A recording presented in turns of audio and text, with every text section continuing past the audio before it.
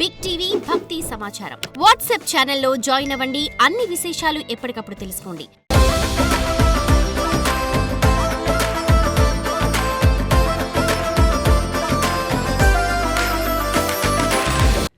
ఈ భోగి పండుగ తర్వాత మరుసటి రోజున సంక్రాంతి పండుగ వస్తుంది. ఇది సూర్యుడి సంచారాన్ని బట్టి ఏర్పడింది. అంటే సూర్య భగవానుడు ఒక రాశి నుండి మరో రాశికి ప్రవేశిస్తాడు. అలా ప్రవేశించటాన్ని సంక్రమణం అంటారు. ఈ విధంగా సూర్యనారాయణుడు సంవత్సరంలో 12 రాసుల్లోకి ప్రవేశిస్తాడు. అందుచేత సంవత్సరంలో 12 సంక్రాంతులు వస్తాయి. ఈ సంక్రాంతులలో పుష్యమాసంలో ధనురాశి నుండి అంటే మకర రాశిలోకి సూర్యుడు ప్రవేశించే సంక్రాంతి పండుగనే ముఖ్యమైంది, శ్రేష్టమైంది. దానినే మకర సంక్రాంతి అంటారు. ఈ పండుగ రోజు కల్లా పంట చేతికి వస్తుంది, ధనం చేతికి వస్తుంది. అందుచేత ఇంట్లో ధాన్యలక్ష్మితో పాటుగా ధనలక్ష్మి కూడా కళకళలాడుతూ ఉంటుంది.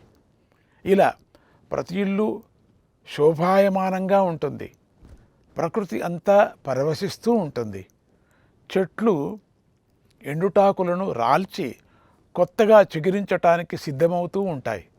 అందుచేత ఈ సంక్రాంతి పండుగ కొత్త సృష్టికి నాంది అయి ఉంది. ఈ సంక్రాంతి రోజున సూర్యభగవానుడు దక్షిణం వైపు గల తన సంచారాన్ని పూర్తి చేసుకుంటాడు. మళ్ళీ ఈ రోజు నుంచే ఉత్తరం వైపుకు సంచరించడం ప్రారంభిస్తాడు. అందుచేత ఈ సంచారాన్ని ఉత్తరాయణ పుణ్యకాలం అంటారు. ఈ ఉత్తరాయణ పుణ్యకాలంలో సత్కర్మలు చేస్తే ఎంతో పుణ్యము లభిస్తుంది. పితృదేవతలను స్మరిస్తే, వారికి తర్పణాలను ఇస్తే వారి అనుగ్రహం కలిగి వంశం బాగుంటుంది. ఈ సంక్రాంతి నాడు స్త్రీ కానీ పురుషుడు కానీ నువ్వులు కలిపిన నీటితో స్నానం చేయాలి. కొత్త బట్టలు ధరించి దేవతలకు పెద్దలకు నమస్కరించాలి. 3 పాత్రలలో నిండుగా పిండి వంటలను సిద్ధం చేసుకోవాలి. దూడతో కూడిన చక్కని గోవును సిద్ధం చేసుకోవాలి. తర్వాత వాటిని మంచి పండితుడికి దానం చేయాలి. ఆ దానం చేసే సమయంలో నేను శివుడు, విష్ణువు, సూర్యుడు, బ్రహ్మదేవుల మధ్య ఎలాంటి భేదాన్ని చూడను. అంతటా నిండిన భగవంతుడు నాకు శుభాలను ప్రసాదించుగాక అని ప్రార్థిస్తూ దానం చేయాలి. ఈ సంక్రాంతి రోజున నువ్వులకు చాలా ప్రాధాన్యత ఉంది కనుక మొదటిగా నువ్వుల పిండిని శరీరానికి పూసుకోవాలి. నువ్వుల నీటితో స్నానం చేయాలి. నువ్వులతో పితృదేవతలకు తర్పణం చేయాలి. నువ్వులను దానం చేయాలి. నువ్వుల నూనెతో దీపం పెట్టాలి. నువ్వులతో ఉన్న ఆహార పదార్థాలనే తినాలి. ఇలా ఈ సంక్రాంతి నాడు నువ్వులను 6 విధాలుగా ఉపయోగించిన వాడు అదృష్టవంతుడవుతాడు. అతడికి అన్నిటా విజయం లభిస్తుంది. విశేషమైన పుణ్యఫలాన్ని ఇచ్చే ఈ సంక్రాంతి నాడు స్నానం చెయ్యని వాడు 7 జన్మల వరకు దరిద్రుడై పుడతాడు. అంతేకాకుండా రోగి అయి బాధలు అనుభవిస్తాడు అని శాస్త్రాలు చెప్పాయి. అందుచేత తప్పనిసరిగా అందరూ స్నానం చేయాలి.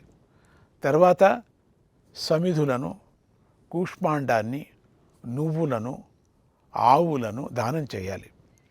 వస్త్రదానం చేయాలి.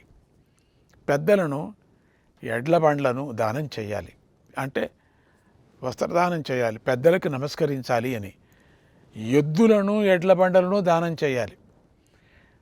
అలా దానం చేసిన వారికి అందరికీ సమస్త వ్యాధులు నశిస్తాయి, దుఃఖాలు తొలగి సమస్త కోర్కెలు తీరుతాయి. వారు ఇహపర లోకాలలో సుఖాన్ని అనుభవిస్తారు. కనుక ఈ సంక్రాంతి వ్రతాన్ని అందరూ శ్రద్ధగా చేయండి. సూర్యభగవానుడు మీకు మంచి ఆరోగ్యాన్ని ప్రసాదిస్తాడు.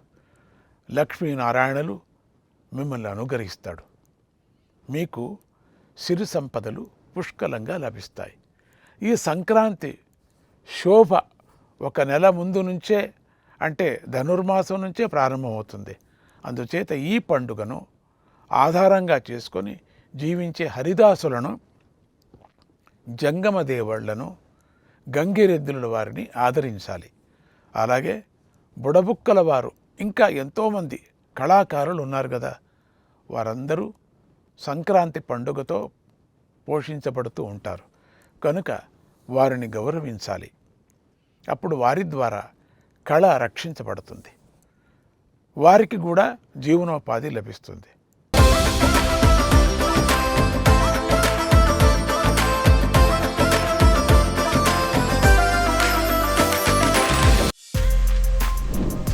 For more videos like this, subscribe Big TV channel.